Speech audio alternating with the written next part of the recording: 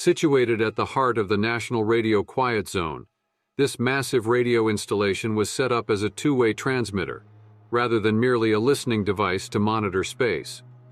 The use of the National Isolated Radio Relay for this purpose was well underway in August 2076, constantly running into problems with local radio interference.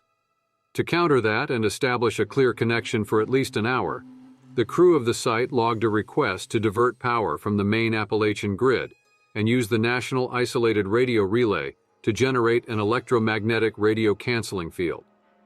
The project was successful, with the September 3, 2076 transmission at 2 p.m. coming in clear as day, and the National Isolated Radio Relay successfully sending out a reply.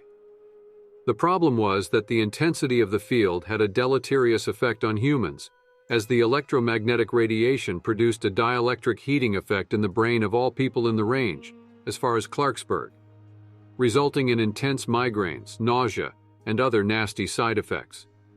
When local media picked up on the unusual phenomena, the transmission and the generator were immediately shut down. However, the project was not mothballed. Instead, the team at the National Isolated Radio Relay focused on trying to come up with alternative solutions for the problem while still experimenting with radio frequency cancellation. Dr. Constance Nichols, an ionospheric physics doctor, was hired to help with filtering background noise to that end. The problem was that the electromagnetic radiation at the site had a consistently adverse effect on the workers on site, with pain medication and various shielded hoods being offered as a solution to the problem, due to the necessity of the cancellation equipment. The employees were not thrilled, but they continued the job.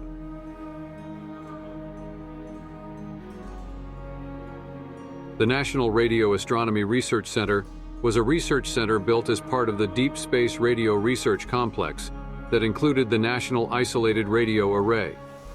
The research center was the center of the operation, tasked with investigating deep space signals. Barring the mishaps caused by the frequency cancellation operations of the National Isolated Radio Array, the entire initiative had a successful run until September 2077. While the test carried out in the afternoon of September 3, 2077, produced a clean signal and yielded significant data, the astronomers almost immediately discovered alien anomalies in the radio signals. All deep space data was quickly designated top secret and a national security concern, with National Radio Astronomy Research Center personnel ordered to remain silent and not discuss anything related to the project. Employees like Chris Murphy and Jonathan Wojcicki, who talked too much about the signals, were identified and retired to ensure the information was not leaked. The sudden disappearance of 6 people was noted by the research team, but they were unwilling to speculate about the circumstances, as strange as they seemed. At some point, the research team received Emergency Order 19 to destroy all the evidence gathered at the site. Based on the evidence still present in 2102, they were unsuccessful in doing so.